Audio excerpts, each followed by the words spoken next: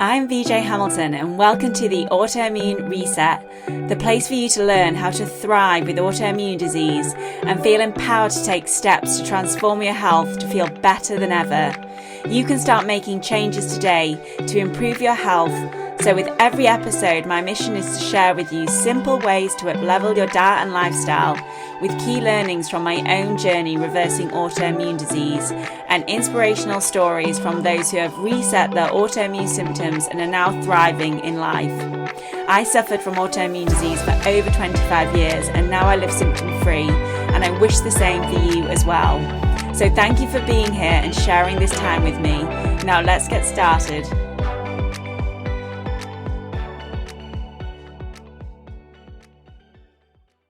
Hello and welcome back to the Autoimmune Reset podcast. I'm your host, VJ Hamilton. I'm a nutritionist, scientist, and expert in autoimmune disease. And today we're talking about a topic that could completely change how you think about autoimmunity, especially if you've ever felt like your body is turning against you, which you often do when you have these conditions. Because today's episode is all about barriers, not just emotional ones, although those matter too, but the biological barriers that physically protect your body from the outside world. I'm talking about the gut, the skin, the lungs, the blood-brain barrier, and even your gums, and down to the very foundation, your cell membranes. And these are protective layers that can break down, the immune system can become confused, and then it becomes overactive, and that can end up with a condition like an autoimmune disease. So if you're dealing with an autoimmune condition or even a connective tissue disease like Ehlers-Danlos Syndrome, these barriers are often the missing link. So let's dive into today's discussion. What are biological barriers? Well, biological barriers are your body's front line of defense. They form a tight shield between your internal environment and the outside world, helping your immune system decide what to respond to and what to ignore. And when working well, they filter out pathogens, allergens, toxins, and even psychological stress signals. But when they're damaged, whether through infection, stress, inflammation, poor nutrition, or structural weaknesses, which can be linked to your genetics as well, they can become porous and things can leak through that shouldn't. And that's when the immune system goes into overdrive. And that's why this subject is so important. The more I am working with clients with autoimmune conditions, the more I've been working on my own health over the last 12 years, I've realized that these barriers are fundamental, and if we're not focusing on them as part of recovering, then we can only go so far, especially if there's a contributing factor to your autoimmune condition. Because over time, this constant immune activation can trigger the onset or worsen an autoimmune disease. So where are these barriers and how do they break down? So let's walk through each of these barriers and how they can contribute to chronic illness and autoimmunity. The first is the gut barrier, which I have spoken about lots on this podcast, and I'm sure you've heard about leaky gut as well as being a risk factor for an autoimmune condition. And it's the most talked about barrier, and for good reason, because the gut lining is just one cell thick and it relies on tight junctions to keep undigested food, toxins, and bacteria from entering your bloodstream. But when these junctions are weakened, which is what we know as leaky gut, the immune system starts encountering things it might never have seen before. And this is a major mechanism in conditions like Hashimoto's, celiac disease, and rheumatoid arthritis. And I was just reading an article this morning linking leaky gut to certain cancers as well, certain blood cancers. And I am sure this area will continue to evolve, and we'll continue to see how important it is to have a stable gut barrier and its effect on conditions like autoimmune disease, but other conditions as well. We also have the skin barrier, and your skin is your largest organ and is vital as an immune interface between the outside world and your internal environment. And when it becomes inflamed, you can think about conditions like eczema, psoriasis, or chronic hives. It means that the barrier is compromised. Microbes and environmental triggers can penetrate more easily, feeding into systemic inflammation. And there is a lot of research behind tattoos and psoriasis, and that they could potentially trigger psoriasis. And my thought behind this is that because of the breakdown in the skin barrier, that can trigger this autoimmune reaction. And there are lots of different things that can cause issues with the skin barrier, but when you cause issues with that barrier and there are different bacteria or potential fungi present, that could potentially stimulate an autoimmune response. And that is why the skin barrier is so vital. And I used to think about dry skin as being a problem in and of itself, but dry skin can also cause the barrier to break down. So it's not just the fact that dry skin can be caused by not getting enough nutrients, like not getting enough fats or not getting enough minerals and hydration and water, but that dry skin then creates a breakdown in a barrier, and that can trigger an autoimmune condition as well. We also have the blood-brain barrier. This one is less visible but is incredibly important. The blood-brain barrier protects your brain from toxins and immune triggers, but when it becomes leaky, people can experience symptoms like brain fog, anxiety, and neurological inflammation, which might present as a migraine, or it can present in lots of different ways. It could present in low mood as well. There is a marker that I test for called quinolinic acid, and that can be a sign of neuroinflammation. And when I see that raised on some of the tests that I run, I'm thinking straight away about the blood-brain barrier. And I often see this in conditions like multiple sclerosis and lupus, because it plays a critical role, and there's been lots of research around multiple sclerosis and a breakdown in the blood-brain barrier. You also have the lung barrier, and the lungs are constantly being exposed to the outside world through mold, pollution, viral particles, and the lining here can become inflamed, leading to chronic respiratory issues and systemic immune stress. I see this often in post-viral issues when clients come to me with long COVID, but it's also seen in clients who have sarcoidosis, asthma, and MCAS, which I have spoken about recently on another podcast episode. So if you are having issues around MCAS, it might be worth considering your lung barrier as well. Then we have the gum and oral barrier, and the mouth is an immune-rich environment, yet it's often overlooked. Chronic gum inflammation like periodontitis has been linked to rheumatoid arthritis and heart disease, and your gums are the gateway to your bloodstream. That's why when your gums are bleeding when you're brushing them, you need to do something about that, because that is creating an entry point for certain bacteria. So if the tissue is inflamed, your immune system is constantly being provoked, and it's something that I lived with for a long time. I would go to the dentist and be told that I had gingivitis, even though I was brushing my teeth, I was flossing, I was doing all the right things for my gum health, but my body was inflamed and there was a breakdown in that barrier. And I'm sure since my gums have improved, my health has improved as well. And recently I was working with a client who has rheumatoid arthritis, and we did a stool test, and in her results, all of the bacteria that came up in those stool test results were related to her gums, and the bacteria that you would often find in your mouth. And what has happened there is these bacteria can translocate, they can get into other areas in the body. In this case, it was the gut. But when that happens, it can fire up an inflammatory response, and that can contribute to chronic symptoms like joint pain and swelling, but it can also lead to the development of a more serious autoimmune condition as well, which is why it should never be overlooked. And if you are having any issues with your gums, there are lots of things you can do, which I will talk about later in today's episode, but it's worth addressing that, especially if you have any joint issues, because there is specific research around gum bacteria and that contributing to an autoimmune response that affects the joints. Now let's zoom all the way in and look at the cells, because every single cell in your body has a membrane, and this is a flexible, intelligent barrier made of fats and proteins, deciding what comes in and what gets exported. And when the membrane is damaged, often from oxidative stress, poor quality fats in your diet, diet, nutrient deficiencies, and chronic inflammation, the cell becomes dysfunctional because that membrane helps your cell to communicate with other cells, and it helps the cells respond to hormones as well. So there are different types of conditions, which is when your cells have stopped responding to hormones like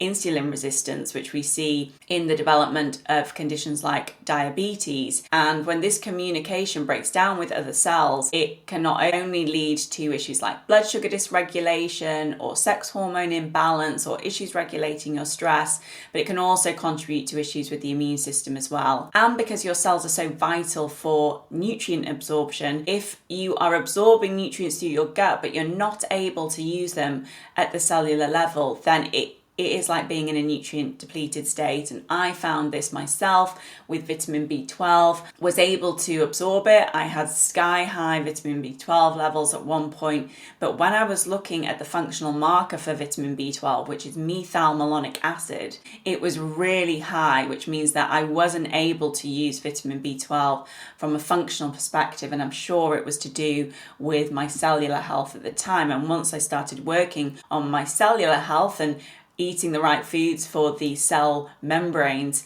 I was able to lower my methylmalonic acid levels, and I felt a lot better for it as well. But worse, when that membrane is damaged, parts of the cell can leak out and trigger an immune attack. There are various markers that are tested when you are going through an autoimmune disease diagnosis. They are looking for autoantibodies, so antibodies that are targeting parts of the cell, like the ANA antibody that you get tested for when you are investigating whether an autoimmune condition might be contributing to your condition. And there are lots of other tests that they run which look for autoantibodies to components of the cell. And it's not that there is an issue always within the cell, but because suddenly your immune system can see parts of your DNA or parts of different organelles that are in the cell, like there are certain antibodies to mitochondria, the powerhouse of our cells. And and you see this a lot with autoimmune liver disease as well. And when there are those antibodies present, we know something's going on at the cellular level, and that can lead to different types of autoimmune conditions. But I've seen it particularly with conditions like lupus, type 1 diabetes, and multiple sclerosis. So we're not just dealing with outer defenses like the gut or the skin. Your cell membrane is your innermost shield and should not be overlooked when you are looking to recover from these types of conditions. There's also a condition called Ehlers-Danlos Syndrome, and this topic is even more relevant because in EDS, it affects the connective tissue that physically holds your barriers together, like collagen, elastin, and glycoproteins. So if you're someone with EDS and you feel extra sensitive to foods, chemicals, or infections, there's probably a reason for that. And that's because the structure of your barriers is inherently more fragile, and there are things that you can do from a nutritional perspective to help with this as well. But you might experience gut issues, histamine intolerance, fatigue, migraines, and your immune system starts picking up on it and responding to all of it. And that's why we often see EDS sitting alongside autoimmunity, MCAS, or POTS. And it's not all in your head. It's structural and it's immunological as well. And I was talking to a friend recently, and she mentioned that her son was having lots of different symptoms, like he had had a seizure and he was having issues with his joints and he was having gut issues. And it's just bringing all these things together because they seem like they are all very different. And I experienced this as well. You feel like, gosh, I'm suffering with so many different things. How are these all linked, or are they all separate? And often they are all linked, and this connective tissue piece can certainly be a factor for a lot of people, because if you think about those different areas that I've mentioned, there can be a breakdown in barriers that could be affecting all of those, like a breakdown in the blood-brain barrier, potentially a breakdown in the oral barrier, and a breakdown in the gut barrier. So what can we actually do to rebuild these barriers? The good news is they're not fixed fixed or permanent structures. Your body is constantly repairing and regenerating, especially when you give it the right tools. So let's walk through the nutrients and lifestyle support for each barrier, and I'll also share some tools that I use in clinic, like the metabolomics test, which I call my cell health test, to understand where your biggest weaknesses might be. So let's start with the gut barrier, and this is one of the first places I look in clinic, and often where the damage starts. If you're dealing with food reactions, bloating or fatigue, then gut integrity is likely part of the picture. Nutrients like glutamine, zinc carnosine, quercetin and butyrate are all incredibly helpful in healing the gut. And as with any supplements, if you are thinking about taking any of these things, then work with a certified practitioner who is going to be able to advise on the right nutrients for you. But these are the ones that I often use in my clinic. They support tight junctions, they reduce inflammation, and they nourish cells that make up the intestinal wall. So they're absolutely vital when I'm working with clients where there is a breakdown in this barrier. It's also about taking the pressure off, and that means reducing ultra-processed foods, alcohol, in some cases gluten, and unnecessary antibiotics or NSAIDs, because they can affect the barrier function. Obviously work with your doctor on that, and there is a case for taking those when you need to take them, but they do affect the gut, and it's just to be more mindful around that if you are taking any of those medications. I always recommend starting with a warm, well-cooked meal if your digestion is sluggish. Not always the easiest thing to do in the summertime, but I still suggest doing that. You can always slow cooked meat and let it cool down a bit if you find it too warm at this time of year, but it's much easier on the gut and it helps with absorption as well. And I use my Instant Pot at least twice a week, and it's just so convenient. It's so easy to make a delicious meal. It's really easy if you're cooking for a family, and there are lots of different slow cooked meats that you can use, but you can also use it for pulses because it can help with digestion of those types of foods as well.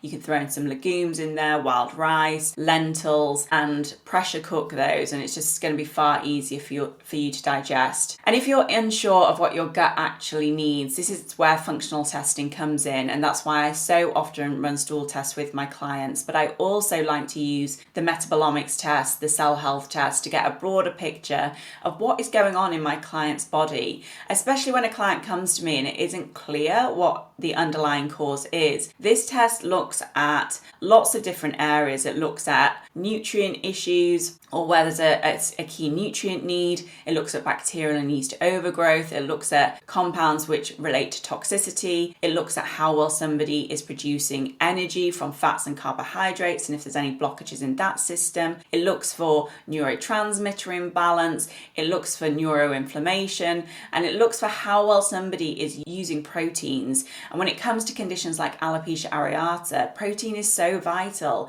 It's not just vital to keep your immune system healthy, but it's vital to regrow hair. And if you've got issues with protein synthesis, which I see often with alopecia, then that needs to be worked on. And there can be various reasons that's happening. There can be an underlying genetic issue. It could be due to toxicity. It might be due to being low on certain nutrients. And it's just understanding what that is and then working on that. And by addressing the main thing that's contributing to your condition, it can make such a significant impact in your recovery. And there's often more to it than that, but it's a great starting place. And this test is also focused on areas of detoxification, methylation, which again is absolutely key. I did a podcast episode on methylation recently in relation to alopecia, so go back and listen to that if you haven't already. And it also looks at oxidative stress, which is certainly a factor when it comes to a breakdown in the gut barrier, and also in relation to an inflammatory response as well. So it's another great thing to look into and explore.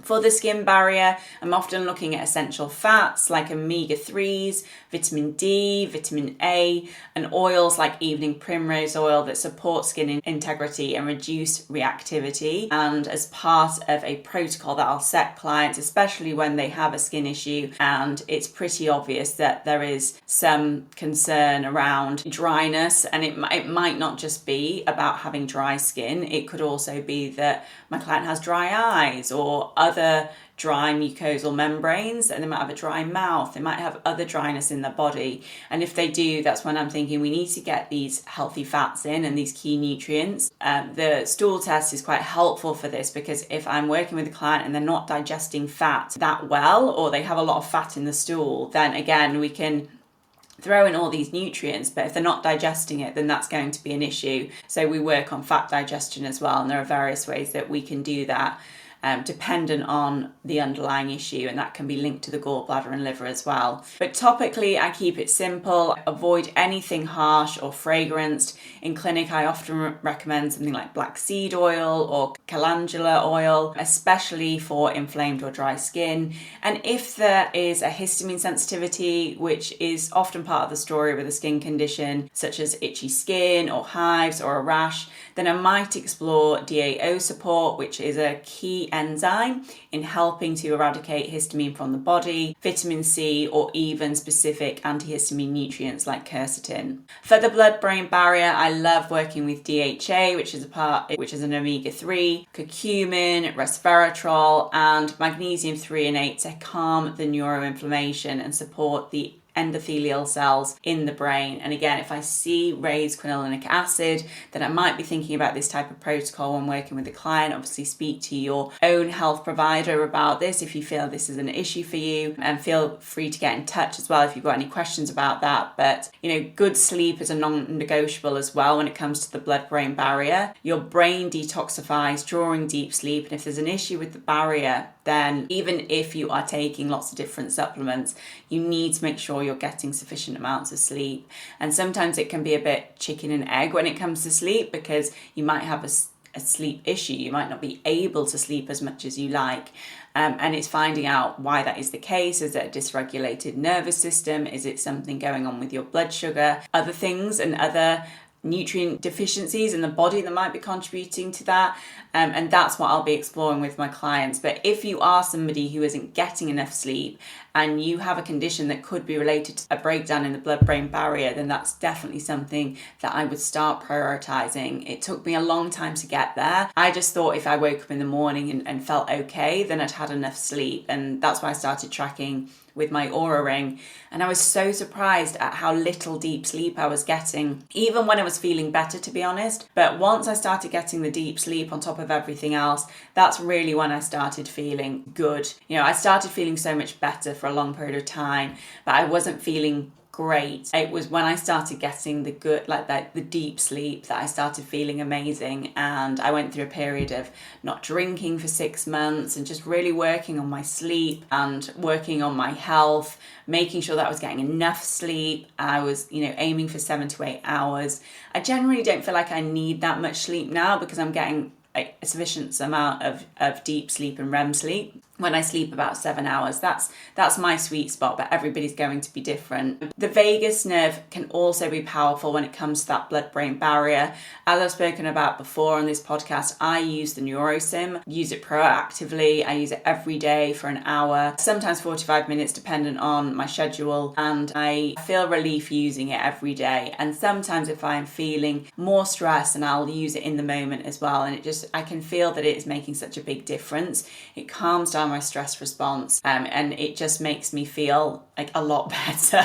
And I think using it as well, which I've now been using it over 6 months, I've seen such a difference in my stress response. I just feel like whatever life throws at me, I'm able to respond in a much better way than I did before, a much calmer way, should I say, than I did before. And things don't bother me as much as they used to. But also I really like using it to be productive as well, because you can really focus. I find that it takes out all the busyness in my mind when I use it too.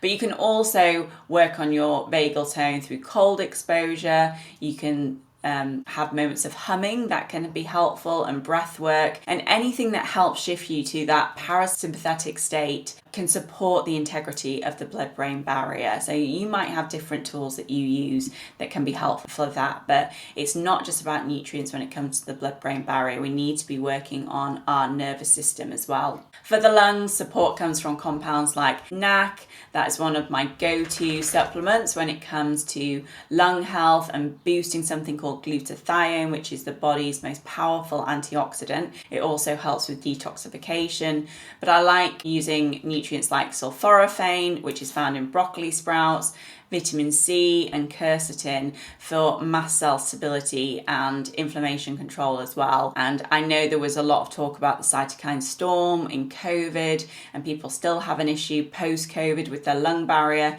and that's when these nutrients can really be helpful. And as I said, it's a key area that we'll be focusing on clients who have post-viral issues or long COVID. It's also about removing any exposure, because often when the lung barrier is compromised, there might be something in your environment like mold, pollutants, or synthetic fragrances that are burdening your lungs every day. So make sure that you are reviewing that and taking anything out that you can that could be affecting you. And let's not forget the gums, because chronic gum inflammation is not just a dental issue. It's a systemic signal that is switching your immune system on and potentially leading to an autoimmune condition. And there is a specific mechanism for the bacteria in the mouth when it translocates to the joints. It causes disruption in the joint. It causes the joint to look different to the immune system, and that's why you see this link between rheumatoid arthritis and a particular gum bacteria, and the mechanism for that has been well studied. I always say if your gums are inflamed, your immune system is likely as well, and here's where I use vitamin C, vitamin D, I like CoQ10 as well, and oral probiotics are great to use. You can use those daily just to make sure that you are keeping the microbiome in the mouth. We're making sure that we're keeping it healthy and balanced. And there is a specific probiotic called Streptococcus salivarius, and it can help to keep the bacteria in check in the mouth. It has also been shown to reduce bad breath and stop the risk of infections like strep throat and tonsillitis. And there are some strains like K12 and M18, and they have been shown to inhibit the growth of harmful bacteria in the mouth and reduce inflammation. So that might be something to look into, as well as gentle flossing. I love oil pulling. You can use extra virgin olive oil or coconut oil, and you just put a teaspoon amount in your mouth, mix it round. You can go in the shower while you've got it in your mouth and then spit it out at the end, and that can just help to take any impurities out of your mouth, especially when you've been detoxing overnight. And breathing through your nose at night can support this barrier as well. And again, that was something that I changed. I used to be a mouth breather. I had quite blocked sinuses all the time, to be honest, when I was living with autoimmune conditions and living with the symptoms of them, and I would get very dry mouth. I thought, there were various reasons that I thought I had dry mouth at the time, but once I trained myself to always be breathing through my nose, and that's through breath work as well, and through training in Pilates and becoming a Pilates instructor, I now breathe mostly through my nose. Sometimes when I'm running, I'll become a mouth breather again, and they even say with running, the more that you can breathe through your nose, the better. I'd love to get there at some point, but if you can start to think about that, and there are strips that you can use to close your mouth on a night, but for the most part just be more conscious about it and try your best to breathe through your nose on a night if you can. But now let's zoom into the cell membrane, and this is where the metabolomics test is incredibly powerful. It tells us how well your body is building and maintaining the cell membrane, because it looks at your omega-3 to omega-6 ratio, it looks at antioxidant reserves, B vitamins, mitochondrial function, all of which determine how strong and fluid your membrane is. And this is where one of my favourite tools comes in, and that's phosphatidylcholine, which is often referred to as PC. The one I use is through BodyBio, and PC is a major building block of every single cell membrane. And when the membrane becomes rigid or inflamed, which happens a lot in autoimmunity, it loses its ability to absorb nutrients, expel waste, and protect itself. And I see this so often. It's something that I had as well, just having very high nutrients in the blood, but my clients aren't getting the benefit from those nutrients. So they are absorbing them through the gut, but at the cellular level, they're unable to use them. And this is where PC can really make a big difference. It can help with better brain function and energy and improve your gut motility and detoxification, because your cells are everywhere and you need these membranes to be working efficiently for all these different functions in the body. It's a particularly powerful nutrient for conditions like multiple sclerosis, rheumatoid arthritis, and chronic fatigue, where the cells and the membranes play such a big role. And I usually recommend to start slow with this type of supplement, see how it can help. It's great for the gut barrier, it's great for your detoxification as well, but it is one of the core nutrients that I come back to again and again. And it is one of the nutrients that I still take. I try not to take too many supplements, but I do still take a assortment of supplements dependent on what I'm focused on at that moment in time. But PC is one that I regularly take even now. And finally, the thing that links every single barrier is stress, because we've talked a lot about the nutrients, but chronic stress and high cortisol levels actually damage the gut lining. They can suppress immune tolerance, which is how your immune system keeps regulated and isn't targeting self-tissue. It can reduce skin and lung resilience and make your cell membranes more vulnerable to oxidative stress. So this is why nervous system regulation isn't just a nice to have. It has to be in your daily activities. It's foundational to healing, whether it's through breath work, journaling, walking in nature, therapy, or simply saying no to things that deplete you. That's a massive one. It all matters. And you don't have to work on all of these different things, but pick one thing today that you can do that is going to help to calm your stress response and make you feel better. Or bring something in that brings you joy, because that's the best antidote to stress in any case. So if there's something that you love doing and you haven't done for a long period of time, start doing it today, even if it's just for a short period of time, and then build that into your routine, because you don't have to work on every barrier at once. In clinic, I will usually start with the gut,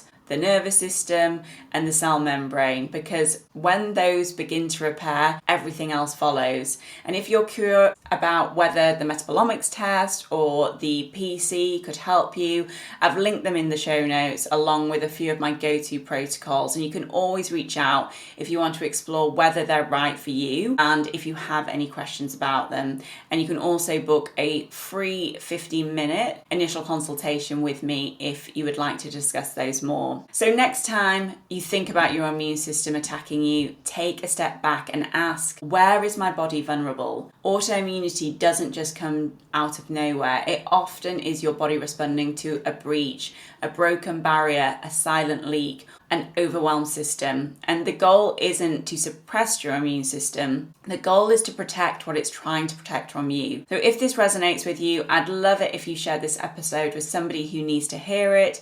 And if you're ready to go deeper into testing, repair, and personalized support, then you will find the links to that in the show notes. So thanks so much for listening, and I'll see you next time on the Autoimmune Reset. Thank you very much for joining me today on the Autoimmune Reset. I really hope you enjoyed the discussion, and be sure to subscribe to the podcast so that you never miss an episode. And if you liked it, I would hugely appreciate a review on iTunes, as it helps me understand what you like about the podcast and to help share the information with more people. I'm excited to speak to you next time, and remember, you have the power to take the reins on your health. So keep the faith and celebrate the small wins. Until next time.